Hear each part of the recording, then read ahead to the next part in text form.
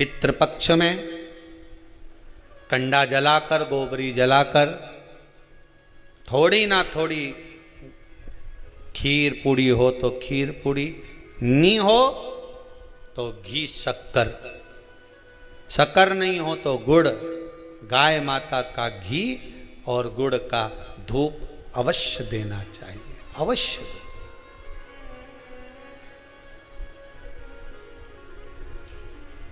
कितना सुंदर वृतांत आता है महाराज।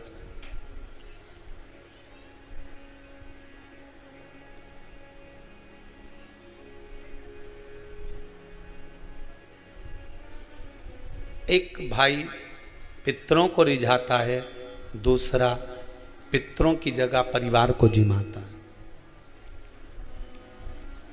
अपने रिश्तेदारों को अपना राशि ठाट दिखाने के लिए जटा मठा की कथा में आता है।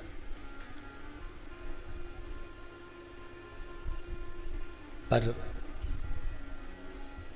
श्राद्ध भी करो, कभी भी जिंदगी में याद रखना, श्राद्ध भी करो तो उसमें दिखावा मत करना।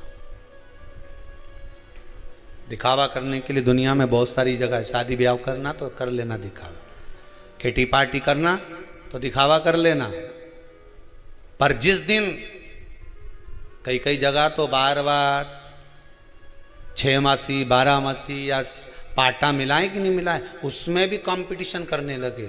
श्राद्ध पाटा मिला रहे हैं, 6 मासी कर रहे हैं, 12 मासी कर रहे हैं, 13वां कर रहे हैं, 12वां कर रहे हैं, उसमें भी कंपटीशन। नहीं नहीं नहीं नहीं, पितरों का अगर कोई कर्म कर रहे हो, पूर्वजों का अगर कोई काम कर रहे हो तो उसमें बिल्कुल दिखावा मत करना। ब्राह्मण को भोजन करने बिठाओ तो उसके सामने भी दिखावा मत करना कि महाराज जी बताओ, तुम बता दो मैं जो बना लूँ, हमारे यहाँ तो सब कुछ है, ने दही भी रखा है, ने रायता भी धरिया है, ने ये भी धरिया है, तुम बोलो तो सही तुम्हें क्या खाना है, सब ला के धर दूँ तुम्हारे सामने, बोलो।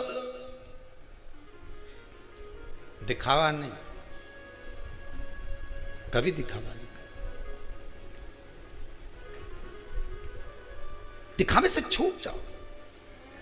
भगवान की भक्ति अगर धारण करना है तो दिखावे से वंचित होकर।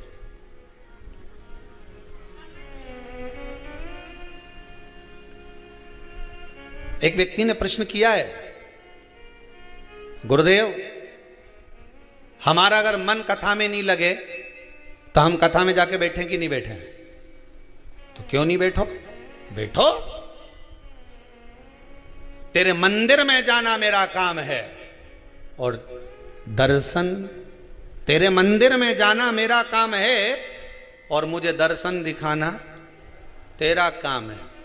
तेरी कथा में जाना मेरा काम है और मेरे मन को तुझ में लगाना तेरा काम है। ये तेरे ऊपर है। एक अच्छे से समझ लेना और इसको समझ लो अच्छे से। तुम्हारा मन कथा में लगे नहीं लगे, तुम्हारा मन मंदिर जाए नहीं जाए, मन से उस मन से मतलब रखो ही मत। तुम तो मंदिर में जाओ, तुम तो कथा में जाओ, तुम तो आस्था चैनल खोल कर बैठ जाओ, मन लगे नहीं लगे, मन लगाना उसका काम है। जैसे बहन बेटी, तुम्हारे घर की बहन बेटी मायके आए, अब उनके पेरावनी करना की का काम है? कपड़ा देना, लेन देन करना किसका काम है? भाई का। अब वो कर्जा करके लाए, चाहे अपनी पुरानी साड़ी निकाल के भाभी पे ना आए, पेरावनी तो ये क्या करना है? तुम तो बस सब पहुंच जाओ मायके, उसके बाद साड़ी कौन देगी? अरे बोलो जम के, भाभी। कपड़ा कौन देगा? भाई। अब वो के घर में तो है ही नहीं, कहां से ला के दूं? तो बहन आई है, तुम्हारी बहन तुम्हारे दरवाजे पे आई है, कुछ तो देना पड़ेगा। ने छोरा छोरी के भी लिए, ने भंजा मंजी के 5-5 रुपया दो, 50-50 दो, पर देना तो अरे बोलो जम के पड़ेगा। अब वो भाई कहीं से भी लाए, ने पिताजी कहीं से लाए, ने भाभी कहीं से लाए, पर तुम्हें खाली हाथ भेजेगा क्या? बोलो जम के। तुम तो घर पहुंच गई, उसी तरह तुम तो भगवान के मंदिर पहुंच जाओ, उसके बाद पेरावनी वो करेगा, करता रहे। तुम तो जाके बैठो, तुम्हारा काम है जाकर बैठ जाना, तुम्हारा काम है मंदिर में जाकर पहुंच जाना, तुम्हारा काम है शिव महापुराण में पहुंच जाना, तुम्हारा काम है कुबेरेश्वर धाम पर पहुंच जाना, उसके बाद पेरावनी की जवाबदारी उसकी है। मन लगाए नहीं लगाए क्या देगा ये उसके ऊपर है। तुम तो अपनी कथा में बैठ जाओ, ये केवल मन, हमारा मन नहीं लगे तो वो मन तेरे मंदिर में आना मेरा काम है, ने बिगड़ी बनाना तेरा काम। हम तो पहुंच गए, बस कथा में जाके बैठ गए, अब मन तो लगे ही नहीं, तो क्या मन बुलाया उसने है तो लगाएगा भी वही, आए हो तो पेरावनी करेगा भी वही। भाई की जवाबदारी, भाई की जिम्मेदारी है कि मेरी बहन के मेरे को साड़ी देना पड़ेगी, तो आगे उसकी जवाबदारी है कि दे नहीं दे ये उसके ऊपर है, वो तो देगा। हमारे यहाँ सीधी सीधी भाषा में कहते हैं कि गाय जब पोटा करती है, पोटा उठाओ तो धूल लेकर उठती है, तो नीचे सब धूल रही नहीं तो वो गाय का पोटा में लगी जाए। उसी तरह तुम तो भगवान के दरवाजे पे बैठ जाओ, उसके बाद जब उठोगा तो खाली तो नहीं भेजेगा, वो कुछ ना कुछ देके तो भेजेगा, ये पक्का। गिरा हो तो उठोगे तो कुछ देगा,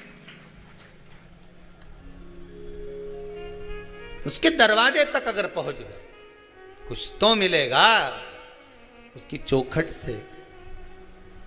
तेरे दरबार की बाबा निराली शान देखी है, तेरे दरबार की बाबा निराली शान देखी है। तुझे देते नहीं देखा पर झोली भरी देखी है। मुख दुनिया मोड़ेगी बाबा तू मुखड़ाना मोड़ी। सारी दुनिया मुख मोड़ लेगी पर परमात्मा से अगर लगन लगाई है तो वो नहीं मोड़ेगा।